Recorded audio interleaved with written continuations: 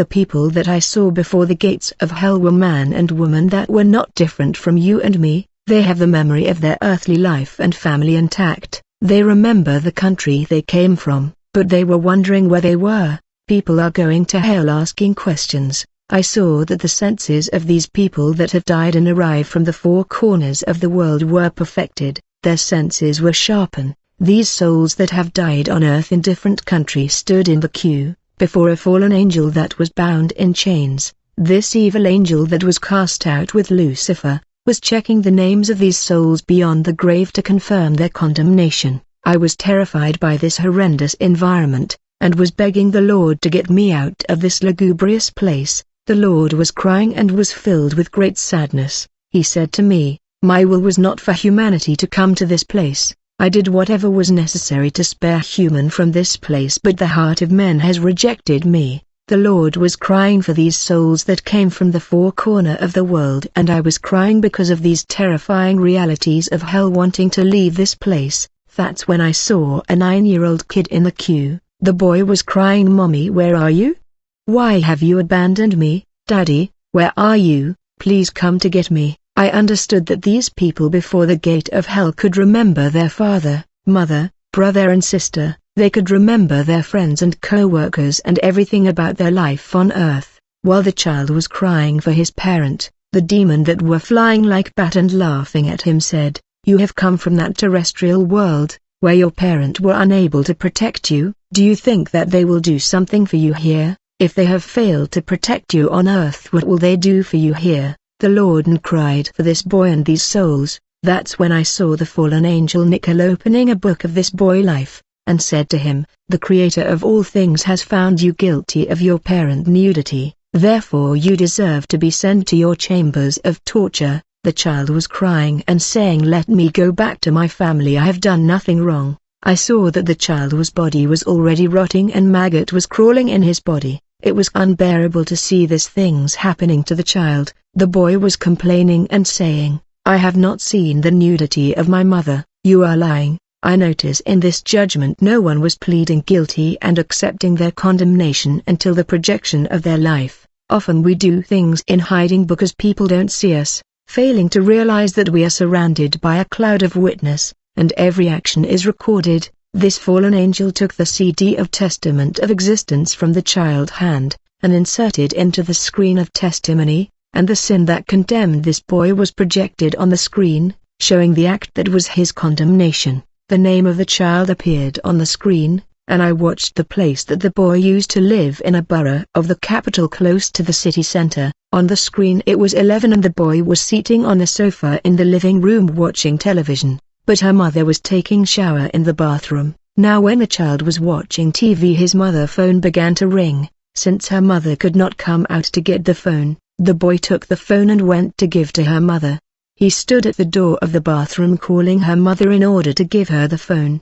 The mother opened the door and stretched out her hand to get the phone, but when the boy was giving her mother the phone, he slipped and hit the door that opened wide. That's when he saw her mother nudity. When the child ran back to the living room to watch the TV, the big screen stopped right there and a voice in the screen began to say, "Condemnation, condemnation." And 6 months later the child got sick and was taken to the hospital, and despite the treatment the child died. When he died, I saw the vehicle of hell that came to get his soul, and he was bound and embarked in the dark vehicle of demon, and the demon dropped him at the entry of the underworld, to join the countless souls of men that were demanded by the angel of death, as delivery. I saw the fallen angel that ordered his demon to capture the child, who was in confusion, and the demon went to open the gate and threw the child inside this infernal kingdom. I could hear the child scream. The Lord was crying when I asked where the demon had dropped the child. He replied to me, "They threw him in hellfire." I said, "Lord, he is just a little boy, what does he know?" The Lord said, "Whenever a child begin to distinguish between good and evil, God judgment begin his action." Parents should not expose their nudity to their children. Then the next person in the queue came forward. It was a woman. I notice in this place everybody was clamoring their innocence, but it was when the movie of their life and their sin projected on the big screen, that they were sure of their condemnation. I saw that the woman that came forward was holding a cauldron that had coal that was still burning. From the cauldron a voice was saying justice, justice in a continually. The woman from our city, she was a Christian, and she kept saying to herself, I should not be here. I am a Christian, I go to church and I tried hard to fear the Lord. I always try to please the Lord. Why am I here? When the movie of her life was projected, I recognized the whereabout of her house, near the central market in the city center, where she was renting a house. The scene of her life that had condemned her was on a Sunday. She had just finished washing.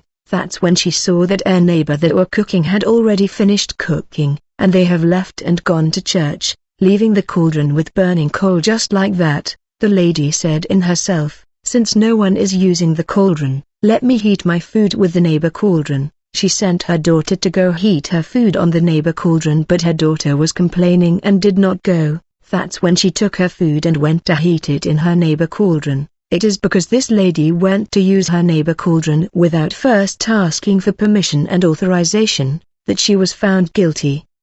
She did everything behind the back of her friend. She thought it was no big deal since she used someone's property without asking the owner's permission. The accusation was raised against her because she used someone's property without asking the authorization and permission. In fact, I saw her friend called beside her, and there were voices of accusation against this woman who was shocked that this act led her to this place.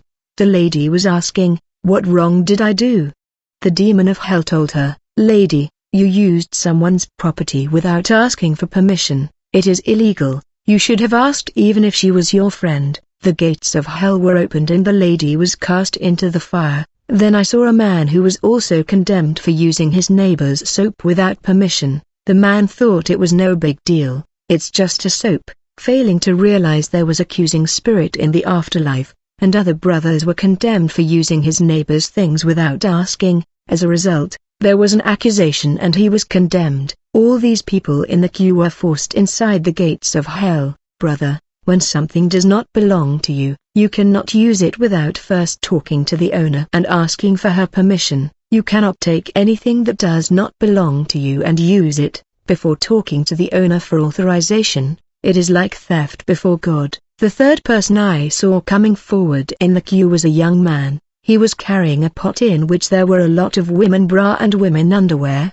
From these items as a voice was saying justice, justice in a continually where. I saw that in this place, everything speak, whether it is car, TV and every that people have used in life to commit sin. These items will accuse them and condemn them in the afterlife. When the movie of this young man's life was projected, I watched a scene where he was at home. Her parent went to work. Her sisters went to school of morning shift, and he was alone in the house, for he was supposed to go to school of the afternoon shift.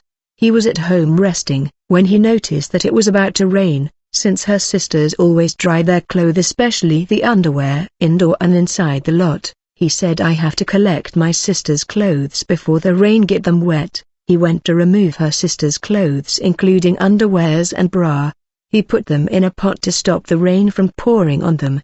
But since this young man was continually exposed to her sister's underwear, and since underwear is something related to intimate parts, and since we are not supposed to see people nudity, the young man was condemned. As a human being I was confused and bewildered by these judgment and condemnation. It was unacceptable that people were condemned for these things. Since I was strangers to these realities and also confused, the Lord tried to explain to me that parent that expose their underwear in their compound and the children see their underwear, warn them they are exposing their children to curses and condemnation. Underwear are intimate part of people and cannot be exposed to the people. And since the boy used to see the underwear of her sisters and parent, that were exposed on the clothesline, this has become his condemnation. The devil is promoting nudity in the end of times, simply because he wants the whole world to join him in the lake of fire, because we are not supposed to see other people nudity.